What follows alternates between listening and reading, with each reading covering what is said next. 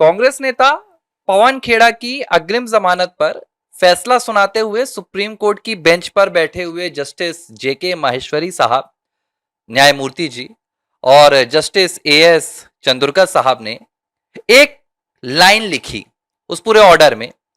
और उस ऑर्डर में लिखी गई लाइन पर दोनों जजेस ने कहा कि इस बात को नजरअंदाज नहीं किया जा सकता है कि असम के मुख्यमंत्री हिमंता बिस्वा शर्मा ने जो बयान दिए, जो बातें उन्होंने बोली, वो असंसदीय है। एक तो ये बात। इस पूरे ऑर्डर में जो दूसरी बात सुप्रीम कोर्ट ने की, सुप्रीम कोर्ट ने कहा कि यह पूरा मामला पॉलिटिकल राइवलरी का है, यानी कि राजनीतिक मतभेद का है, राजनीतिक लड़ाई का है और पॉलिटिकली मोटिवेटेड है।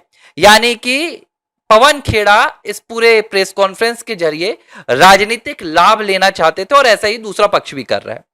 सुप्रीम कोर्ट ने यह भी कहा कि इस पूरे मामले में दोनों पक्षों की ओर से बयानबाजी की गई। ये दो तीन टिप्पणी आई और इस टिप्पणी के बाद फोर्जरी, धोखाधड़ी, जालसाजी, इन आरोपों पर जो धाराएं लगाई गई थी पवन खेड़ा को, उनको जमानत दे दी गई। जमानत तो मिल गई, लेकिन एक विडंबना सामने आ गई जो शायद इस पूरे देश में अब तक लोगों को पता ना हो कि इस मामले में मुकदमा करने वाली रिनिकी भुइया शर्मा थी। मुकदमा करने वाली रिनिकी भुइया शर्मा थी और जब मामले का फैसला सुनाया गया तो कटघरे में हिमंता बिस्वा शर्मा को खड़ा कर दिया गया। आरोपी पवन खेड़ा को तो कहीं कुछ पता ही नहीं चला। सवाल यह हो रहा है कि असम के मुख्यमंत्री के जिन बयानों का जिक्र करते हुए सुप्रीम कोर्ट ने हिमंता बिस्वा शर्मा को पेड़ा वाला बयान हो या पेलूंगा वाला बयान हो, पवन खेड़ा को अग्रिम जमानत दी, उसका आधार क्या था? क्या हिमंता बिस्वा शर्मा इस मामले में शिकायत करता है? नहीं है। अगर आपने कभी एफआईआर दर्ज कराई हो तो एफआईआर में शिकायतकर्ता का भी नाम होता है और शिकायतकर्ता की शिकायत पर एफआईआर दर्ज होती है। हिमंता बिस्वा शर्मा का इस मामले से कोई सीधा लेना देना नहीं, सिवाय इसके कि वो शिकायतकर्ता के पति हैं। इसके अलावा कोई लेना देना नहीं।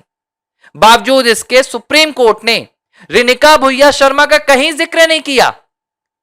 संवेदनहीनता क्या होती है मुझे नहीं पता। संविधान के नाम पर पैजामा कैसे पहनाया जाता है आम जनता को यह जरूर पता चल गया। सीधा सा एक मामला कि भाई रिनिकी भुइया शर्मा, जिनके खिलाफ पवन खेड़ा ने सार्वजनिक तौर पर, चाहे वो पॉलिटिकल वो एडवांटेज गेन करना चाहते हो या अपनी करोड़ों की संपत्ति गेन करना चाहते हो या गांधी परिवार के चरण चुंबक बनकर आना चाहते हो, इससे सुप्रीम कोर्ट को क्या लेना देना? ये कौन सा आधार है? एक महिला जो अपनी न्याय की लड़ाई लड़ने के लिए अकेले सामने आती है, जिसका राजनीति से कोसों दूर तक लेना देना नहीं है, वो अपना घर चलाती है, अपनी बच्चियों के साथ रहती है। हां, उसके पति उस राज्य के मुख्यमंत्री हैं, लेकिन उस राज्य के मुख्यमंत्री होने के नाते भी वो महिला कोई भी एडवांटेज नहीं लेती, बल्कि एक भारत के सामान्य नागरिक की तरह जो प्रक्रिया होती है कानून की, न्याय पाने की, उसके तहत एक थाने में जाती है और एफआईआर दर्ज कराती है। क्या सुप्रीम कोर्ट अब यह नजीर पेश करना चाह रहा है कि किसी का पति मुख्यमंत्री है, सांसद है, विधायक है या कुछ है, तो उसकी पत्नी का कोई अधिकार नहीं रह जाता कि वो अपने हक की लड़ाई लड़े, अपने खिलाफ आपराधिक साजिश की लड़ाई लड़े? क्या सुप्रीम कोर्ट के जो कोई जज हैं, अगर उनकी पत्नी इसी तरह जाकर एफआईआर दर्ज कराती तो वो यही निर्णय लेते कि पति ने बाहर क्या कहा? और सुप्रीम कोर्ट, आज से पहले आपने देखा कि सुप्रीम कोर्ट में या अदालत में, हाई कोर्ट में कोई भी मामला जाता है और कहा जाता है कि देखिए यहां पर यह बयान दिया गया, यहां पर यह खबर चली, तो सुप्रीम कोर्ट कहता है हमें बाहर की बातों से कोई फर्क नहीं पड़ता, हम तो अदालत में लाए गए सबूत देखते हैं। तो मामले के इर्द गिर्द क्या बयानबाजी हो रही है? सुप्रीम कोर्ट ने कहा कि अब देखिए, सुप्रीम कोर्ट ने कह दिया और कांग्रेस पार्टी ने उस बात को लेकर अपना राजनीतिक अभियान शुरू कर दिया। अभिषेक मनु सिंघवी जाकर प्रेस कॉन्फ्रेंस कर कह रहे हैं कि भाई हेमंता बिस्वा शर्मा बाज आ जाओ, तुम्हें तो सुप्रीम कोर्ट तक ने कह दिया। मेरा एक यहां पर सवाल है, सुप्रीम कोर्ट कहने वाला कौन होता है? कि पवन खेड़ा के मामले में हेमंता बिस्वा शर्मा ने क्या कहा? इस मामले में अगर कोई पक्षकार होता तो वो रिनिकी भुइया शर्मा थी।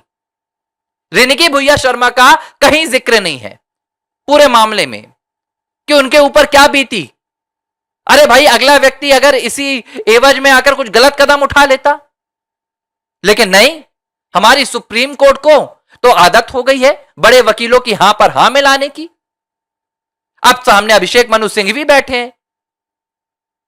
यह तक सुप्रीम कोर्ट ने कह दिया कि हेमंता बिस्वा शर्मा के जब बयानों का सुप्रीम कोर्ट में जिक्र हुआ तो असम पुलिस की ओर से खड़े हुए solicitor general SG Tushar Mehta ने इसका विरोध नहीं किया, ना ही इसका समर्थन किया। अरे भाई, तुषार मेहता क्यों विरोध करे या क्यों समर्थन करे?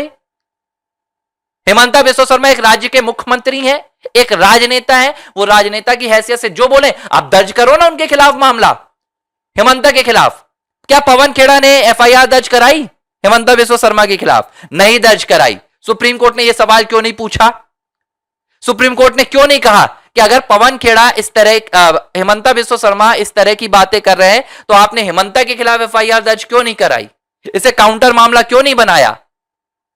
नहीं पूछा। यह होता है सीधे तौर पर न्याय के नाम पर मजाक। इस बात की सजा रिनिकी भुइया शर्मा को मिली कि उनके पति एक राज्य के मुख्यमंत्री हैं, इसलिए उन्हें न्याय नहीं मिल पाया। और इस मामले में आप बहुत कुछ उम्मीद नहीं रखिए, बहुत कुछ उम्मीद नहीं रखिए। जो लोग अब कह रहे हैं कि ट्रायल होगा, ये होगा, वो होगा, ट्रायल होते होते तो सालों गुजर जाएंगे। पवन खेड़ा तब तक राज्यसभा पहुंचा दिए जाएंगे, और फिर जब राज्यसभा पहुंच जाएंगे तो फिर आपको पता है कि एक सांसद के खिलाफ एक एफआईआर दर्ज कराने में कितनी चप्पलें रगड़नी पड़ती हैं। कुल मिलाकर एक ऐसी तस्वीर पेश की गई जिस तस्वीर में न्यायपालिका के प्रति जो आम आदमी का विश्वास होता है कि न्यायपालिका सिर्फ सबूतों के आधार पर फैसला करती है, वो तस्वीर धुंधली हो गई। अभिषेक मनु सिंघवी बड़ी बड़ी बातें कर रहे हैं। अभिषेक मनु सिंघवी ये बात क्यों नहीं बोल रहे? और पॉलिटिकल माइलेज का यह मामला होता तो सुप्रीम कोर्ट को कहना था ना कि आरोप तो भाई हेमंता बिस्वा शर्मा पर नहीं लगे, आरोप उनकी पत्नी पर लगे हैं, तो ये पॉलिटिकल माइलेज का मामला कैसे हो गया? मतलब अगर हेमंता बिस्वा शर्मा की बेटी पर किसी तरह के आरोप लगे होते तो यह न्यायपालिका पॉलिटिकल माइलेज का मामला बता देती। शर्म आनी चाहिए। मुझे लगता है हमें शर्म आनी चाहिए कि हम इस न्यायपालिका को सर्वोच्च कहते हैं। हमें शर्म आनी चाहिए कि हम इस न्यायपालिका को न्याय की अंतिम लकीर मानते हैं और उस न्यायपालिका की चौखट से इस तरह के फैसले निकल कर आते हैं। फैसले पर आलोचना करो तो अंदर घुसेड़ देंगे। जस्टिस सुरकार ने कहा था कि वो जो सामाजिक विज्ञान की पुस्तक में भ्रष्टाचार का मामला सामने आ गया था तो कहा कि इस भ्रष्टाचार के मामले पर कोई अगर खबर बनाएगा तो उस पर कार्रवाई होगी। तो देखिए, अगर न्यायपालिका अपने आप को लोकतंत्र से ऊपर मानने लगी है और न्यायपालिका को लगता है कि भाई इंपीचमेंट तो उनके खिलाफ कभी लगना नहीं है, तो उनके खिलाफ तो कुछ हो नहीं सकता है, तो फिर स्वागत है, फिर न्यायपालिका को स्वागत है भाई कि आप अपनी चला लीजिए। फिर क्यों सरकारें बनवाते हो? खुद तय कर दो कि भाई किसकी सरकार बनेगी, कौन पीएम होगा, कौन सीएम होगा।